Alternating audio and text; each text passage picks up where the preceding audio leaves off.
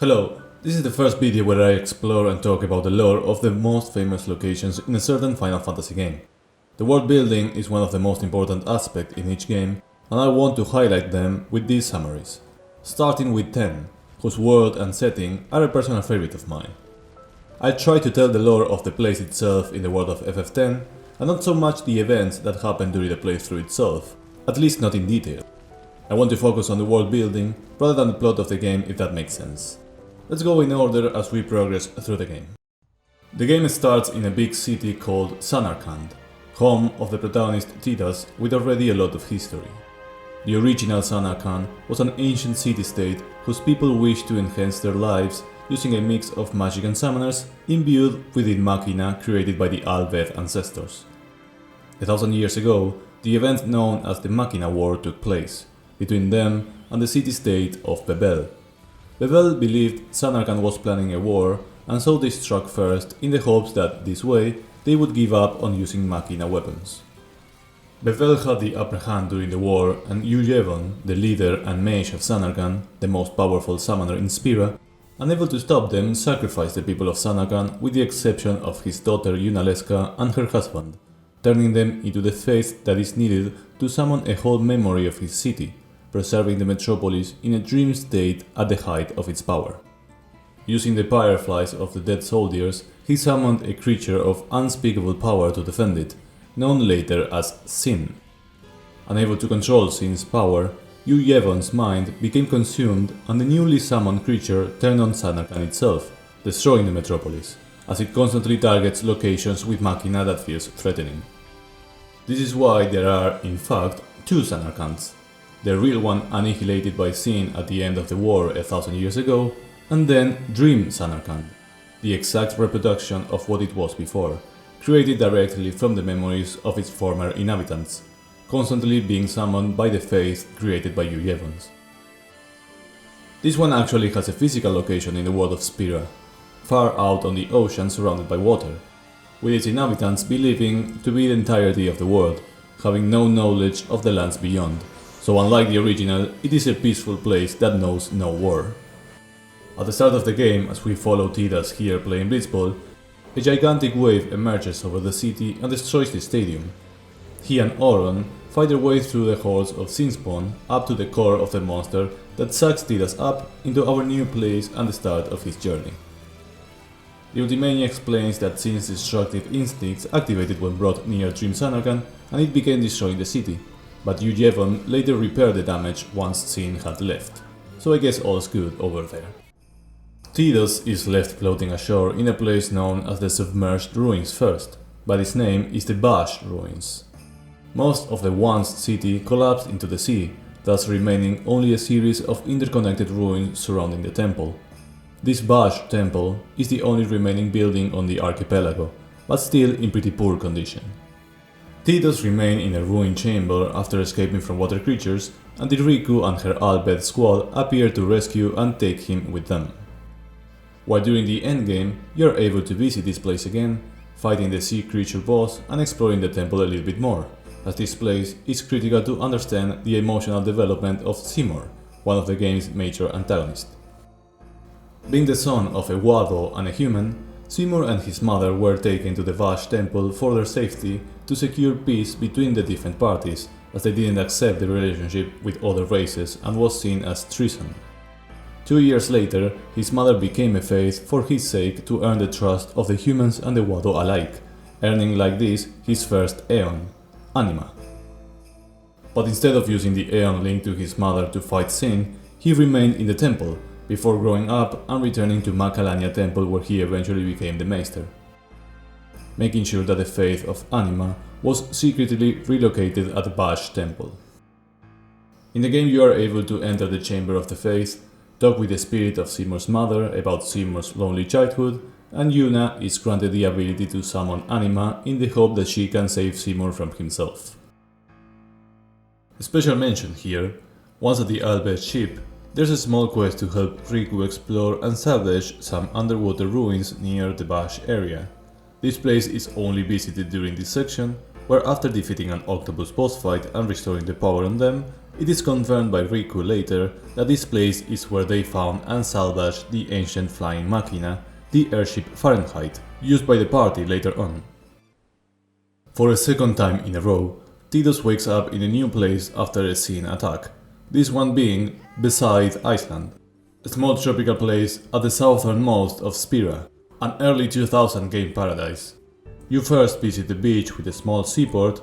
While surrounded by forests and waterfalls, there's a small village that hosts a temple of Evon, home of the main characters Waka and Lulu, and where Yuna was also raised as a kid. The reason for this is because Yuna's father Braska, knowing his ultimate fate as a summoner, asked Oron to take her here once he finished his duties, as he liked the place during his own pilgrimage. The one who eventually made this possible was Kimari, another of the main characters, as an injured Oron was able to pass the message, staying by her side since then, and being one of the closest allies she has. The village is a small colorful settlement, famous for the fabrics and clothes it produces, but long ago it was actually a machina city that was destroyed by Sin. You can see these ruins of the old city through the Island pathway. The Temple of Yevon in Besaid is where Yuna completes her studies and becomes a summoner. At the core of every temple in SPIRA, there is a chamber that summoners visit during the pilgrimage to pray to the faith that resides inside for a way to vanquish Sin, asking for the help to summon the respective Aeon if the summoner passes the trial. Here, the Aeon Balefor is obtained, and will be heavily linked with Yuna, both during this game and in the franchise in general.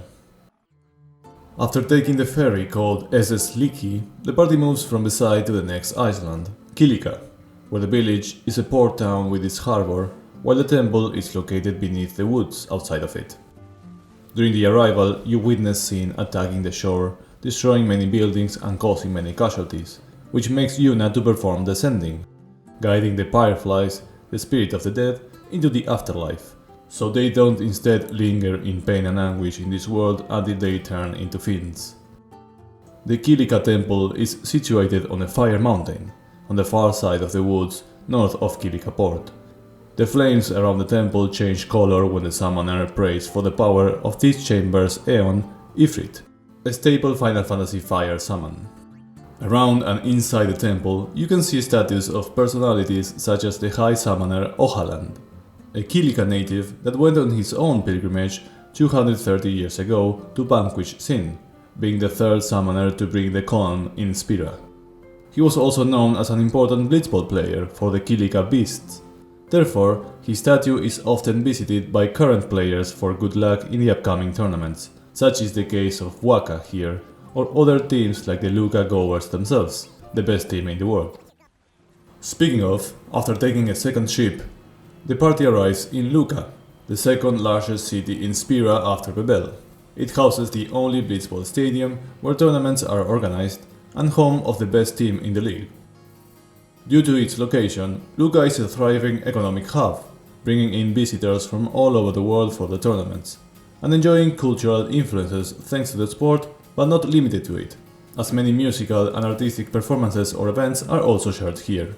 In this big city you are able to walk around the stadium facilities, to visit the square plaza with bars and cafes, and there's even a big sphere theater, which is used mostly for gameplay reasons, to hear the soundtrack and watch cutscenes, which is convenient for me. In this world, most settlements are meant to be quite small because of the lingering threat of Sin.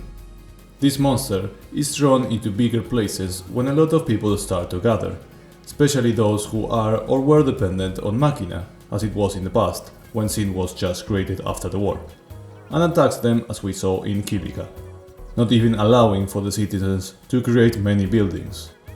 So Luca is quite a unique case. Yuna tells Tidus that the Crusaders fight to protect the stadium with all their strength.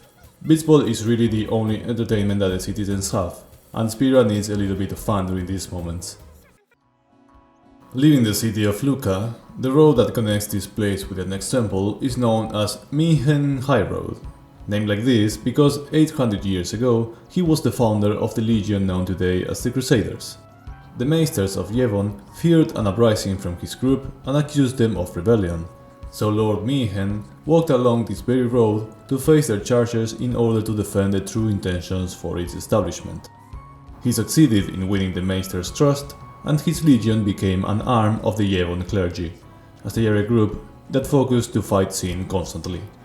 You can see members of the group distributed everywhere. This place is divided in the main path and the one called Old Road. This is because 500 years ago the Highroad was destroyed by sin and a new one was constructed in its place. That way, the original place is the one known simply as the Old Road. At the end of the road, there's the Mushroom Rock roadway. This is a sea reef covered cliffside that after years of high waves and attacks from fiends or sin, has eroded the cliff to make it look like giant mushrooms made out of rocks, which gave it its name, while forming hidden pathways and secret caves along it that you have to traverse to go through. The main event of this place happens during the game itself, as the Al-Ved and the Crusaders are combining forces in a joint attack against sin called Operation Mayhem, which would lead to many casualties among both groups. The following temple to visit is called Djose. It is located at the end of a high road and is shown powered by electricity. It's protected by lightning rocks, which usually covers the place, but if a summoner is there praying at the Chamber of the Faith, the rock is repelled from the temple's surface by surges of electricity that holds the stone steady in an orbit, making them look magnetic. The temple itself has some statues from previous high summoners like normal, but it's said to be famous for its association with Mayhem in particular, which one would assume is the closeness to the previous high road mentioned. Due to these electric ambience and symbols, the Aeon of the temple is, indeed, a lightning elemental summon called Ixion, a dark blue and grey unicorn with a long golden horn. Going along the road, there's a large river that bisects SPIRA's main continent into southern and northern sides. This region is known as Moonflow. To cross its place, the primary method is on shupufs, an elephantine creature that can swim across the river, driven by a very unique race called Hypelo. The most notable feature around this shore are the moon lilies that grow on the banks, as fireflies gather on its surface at night, making the water sparkle and giving a beautiful sight. Across the river, the remains of an ancient Machina city from 1,000 years ago can be seen underwater. It was built literally on the bridges and path over the water, and eventually it grew so large that they could no longer support the buildings and they sank. Some legends say that it was a lesson to the people that try to defy the laws of nature by making those buildings in this place. According to Waka, this story is an example of the teachings of Yevon, the dangers of having too much power and seeking to use it. At the north bank of the Moonflow path resides the town of Guadosalam, home mainly of the race called the Guado, whose most notable member is Simur. Although more than a city, inside it's an underground cavern where the walls and walkways are the twisted roots of the trees of the Moonflow's north bank, resembling an underground swamp. This place can be divided by different levels, with the palace, the residence of the current leader, at the center of it, where Simur awaits at his manor at first. And on the top level, the most meaningful place of this town is situated, which the Guado are meant to protect, the gateway to the Farplane. Generally speaking, the Farplane is the afterlife, a gathering place for the dead.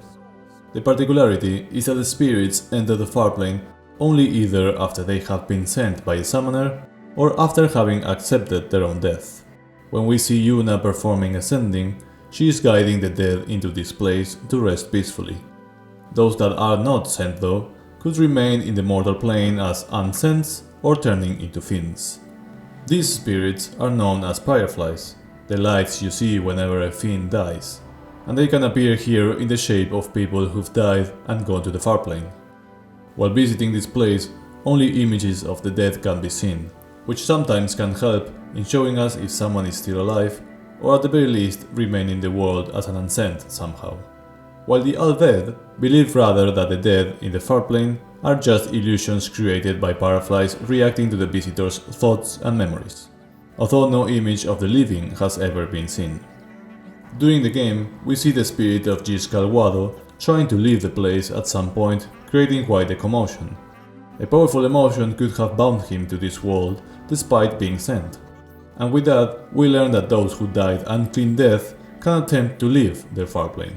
Certainly one of the most iconic and pretty looking locations in the Final Fantasy X world. Leaving Guadosalam from the north this time, we lead immediately to the Thunder Plains, an open, barren landscape where it's constantly raining and threatened by lightning bolts due to the never-ending storm. Overall, there's no particular landmarks aside from the lightning rod towers. Long ago, crossing the plains was dangerous due to the storm, so an Albed by the name of Bikanel set up several towering lightning rods using machina to make the area safe for travelers and stabilize the region. Ironically, he was in the process of setting up the final tower when he was struck by lightning and killed. In gameplay, the plains are still dangerous as often the lightning will attack the player, and you can spend 40 hours trying to dodge them in a row for that sweet trophy. Another name for this place is Gandalf Thunder Plains, named after the High Summoner Gandalf, who removed the threat of the Cactuars on the Djose continent and drove them to these plains by sealing them into the Cactuar stones you are able to see around, and even prey at them for some side quests and weapons. Crossing through the plains, you arrive to a region that can be divided in 3 different sections called Macaren Temple. Macalania Temple. The first part to visit is the woods, a magical forest filled with springs infused with fireflies attracted to them, and a bluish tone that makes it feel fantastical in contrast with other woods like Kilika. The ancestral protectors of Macalania are the 3 races of musicians that you may have noticed around the game. The most notable place around here surely is the Forest Spring, where one of the most iconic scenes in the game happen later, where Tidus and Yuna share a sweet moment. The woods serve as a junction point for several other locations, being connected to the Thunder Plains, to Bevelle, the Calmlands, and another section of the Macalania region, the Frozen Lake. This lake stays frozen even on the hottest of days. It is said that the temple's face is the cause of this fantastic phenomenon, so you could already guess which Aeon is the one residing there. Atop the frozen waters sits the magnificent ice palace called Macalania Temple. This is the temple where Seymour is the high priest. The particularity is that the cluster of trials comes after praying to receive the Aeon of the temple, Shiva. And underneath the temple and lake, Sin sleeps there to hear the melody of the hymn of the faith that comes from the temple, as it drifts in deep water to live. The party is transported into a new different island, which seems to be an arid desert with an oasis, and maybe some palm trees. This island is called Bikanel. Many ruins and sun-swept campsites embellish the desert landscape. This is also known as Zanuvia Sands, which makes up the majority of this Bikanel Island. The Zanuvia Desert is the home of the Albed and the Cactuar species. Bikanel Island had hosted at least one large city in former times, most likely in the time around the Machina War. As the signs on the ruins around are all in the Albed language, it seems the former city was already an Albed city. According to Riku, Sin destroyed the island where they all used to live, and after that they scattered to every corner of SPIRA. It was her dad, Sid, that brought them together again, and working together they could build a new city in secret, known simply as Home, located in the middle of the desert. Home is an underground fortress hidden amid the Bikanel Desert. To convince the world to find an alternative method to bring the calm, the Albed began kidnapping summoners on their pilgrimages and bringing them to Home, keeping them in an area called the Summoner's Sanctum. Underneath Home, there's the Albed airship called Fahrenheit, which was the airship Tidus and Riku salvaged in the underwater ruins at Baaj, captained by Sid. During the game, the Guado invade to kidnap Yuna and fight the Albed, so at the end of the fight, the ship takes off with the group and most of the Albed on board, being forced to abandon their homeland. Sid decides to blow up Home with the airship's missile system to take out the invading forces, not being able to visit this place again after it. Arriving in the biggest city in SPIRA, and capital of its dogmatic society, Bevelle. The warrior monks and the fiend Evrae fights to defend the city and Sin rarely approaches it. In the past, a more machina-armed Bevelle was at war with Zanarkand, which mainly used summoning as a method of combat instead. As Bevelle was dominant during it, before Zanarkand's inevitable fall down, Yevon sacrificed his people summoning Sin, which would destroy every machina civilization, starting with these 2 places, and leading up to a trend of people abandoning Machina as a whole to avoid being attacked. It's at Bevelle where the new Yevon temple is established. By propagating its teachings of Yevon and Yunalesca and preaching about the Machina prohibition, their message spread around the world and started to seize public sentiment, with the creations of the temples taking control or predominance all over SPIRA. Among the most prevalent teachings, there are the concept that sin is a punishment for people's sins that they should atone for, and the story that the calm will arrive with the use of a final summoning following Yunalesca's first victory. The Grand Maester of Yevon is the character Yomaika, an elderly figure of 99 years old, acting as the spiritual leader of SPIRA as a whole. A master manipulator and cunning liar, perpetuating Yevon's false preaches of salvation while hiding the religion's true face. In reality, he sees the futility of trying to defy sin and its spiral of death, and believing no true salvation exists, they preach for a false sense of hope. This city has its own temple, which ironic enough uses sophisticated Machina technology despite being officially banned, mostly because of its origin civilization. Here, the faith of the iconic Aeon Bahamut resides.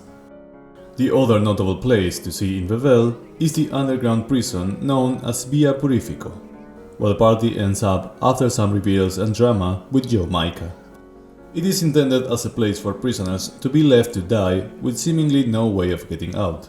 In fact, its Japanese name, Josai no Michi, means literally path of the purgatory, although there is always a small chance that they might. In this case, their crimes are considered forgiven, as the escapees are considered purified of said crimes. There are two main sections for this death trap. An underwater one where you have to navigate the sewers and floodgates to progress, and the proper dungeon which acts as a maze to stop you from finding the exit. Leaving Bevelle through the Macalania woods that connects the areas, and continuing with the pilgrimage, we lead the party into the calm lands. The road ends here. Beyond, there's no towns, no villages, only endless plains. The place where most pilgrimages end, as summoners stray from their path and lose their way here. These plains were once a battlefield. First of all was the stage for a great battle between Bevelle and Zanarkand and their Machina weapons. That war left this place a barren, lifeless land. Years later, the summoners made use of this uninhabited land to lure sin and have great battles that couldn't harm the common folk from their settlements, a perfect scenery to defeat sin, while performing the final summoning. The first to do so was Gandalf, who brought the second calm to SPIRA once again. That's why this place is now known as the Calm Lands. Traces of Gandalf's heroic fight can still be seen. There's the chasm, a great rend in the earth around these parts. They said that when the High Summoner cornered sin here, it tore the earth asunder with the last of its strength, striking each other down at the gorge bottom. With the formation of a huge rift that became known as the Scar, the new landscape isolated one of the few meaningful places in the Calm Lands, the Remian Temple. Nowadays an abandoned temple of Yevon, the only remaining sign of a city in the Calm Lands, a large and fancy structure which was once bustling but became forgotten after sin tore the earth, isolating the place. No living people in SPIRA visit the temple, and the only inhabitants are the unsent summoner Belgemine and the faith of the Aeon of this place, the Magus sister. To match the lore of being an abandoned place, this is an optional temple to obtain the Aeon after a series of requirements. The other notable location within the Calm Lands is also a place that hosts an Aeon, but the hidden one, the Cavern of the Stolen Faith. Located at the gorge bottom on the north section of the plains, in this cave, legends say, a faith was stolen long ago to prevent summoners from completing their pilgrimage, and the Aeon Yojimbo resides here. 2 years ago, Lulu was the sole guardian of a summoner called Lady Ginem. This was her first role as a guardian, and the pilgrimage would end here, as Ginem lost her life while exploring the cavern in order to recruit Yojimbo hidden at the bottom. This made Lulu to never truly get over her grief of failing her duties. That's why if you get deep into the cave, you'll meet Lady Ginem in her unsent form, challenging you to a fight which results in Yuna performing the sending so she can go to the Farplane. Passing the calm lands, reaching the plains where pilgrimages end, there's the land of the Ronso race, Mountain Gagazet, a sacred snow-covered mountain of Yevon and gateway to the holy city of Zanarkand. Given their sacred status, only summoners and their guardians were allowed to pass beyond the mountain gate as the final test of the summoner's resolve, before entering the Zanarkand ruins. Being this mountain the latest section of the pilgrimage where no other human settlement exists, you can spot several monuments left from previous summoners marking those who fell, and many of these summoners that succumbed in the mountains often became fiends, as they die alone with no one to perform the sending nearby. The Ronso themselves take pride in protecting the mountain, and have lived for a long time in these lands, competing with each other over who is worthy of being a guardian of the sacred mountain. One portion of this holy mountain stands out as it hosts a big statue known as the Faith Scar. Earlier, we mentioned how Yevon sacrificed the people of Zanarkand, turning them into faith. Well, this is the place where they reside since then, constantly collectively summoning Dream Zanarkand at once, and asking for a way to stop this dream. A dream that includes Tidus himself. The latest section of the mountain path has a set of trials that travelers must complete in order to progress, and at the summit, before reaching Zanarkand, the boss fight is called Sanctuary Keeper, sent by Yunalesca to challenge the summoners and their guardians, showing the sacred status of this mountain. The final destination of the summoner's pilgrimage to defeat Sin is the current location of Zanarkand, the ruins of this city more specifically, as in the present this is all that there's left after the war and the summoning of Sin that destroyed it 1,000 years ago. Known as the holy place in SPIRA, the ruins are unseen by all except the few summoners that reach the place. Zanarkand has become a place of myth, as a favored land at the end of the world where summoners can obtain the final Aeon. Swarming with fireflies, again no one around to perform the ascending properly, is a haven for many fiends, including zombie forms of the warrior monks that lost their lives during the Machina War. The fireflies react to memories and recreate events from times past too, similar to the Farplane. The party is able to see some memories from Seymour himself or Braska's pilgrimage along Yecht and Oran, before reaching the final temple of Yevon at the Zanarkand Dome, the ruins of the former temple and government seat, and where Tidus played Blitzball back then in its dream state. Home of Lady Yunalesca herself, who will remain here as an unsent to welcome any summoner and their guardians, bestowing upon them the final Aeon to defeat Sin, according to her father's teachings, although at a heavy price. The final Aeon will destroy the shell that is Sin protecting you Yevon, but in doing so, it will free him and then possess this final Aeon, sacrificing the summoner. And once Sin comes back after the calm, it will have this new final Aeon at its core. As such is the case with Yecht currently. Of course, Yuna and her guardians have other plans that will shake things off. Therefore, by leaving the dome after defeating Yunalesca and performing the sending, the next objective is to reach Sin itself.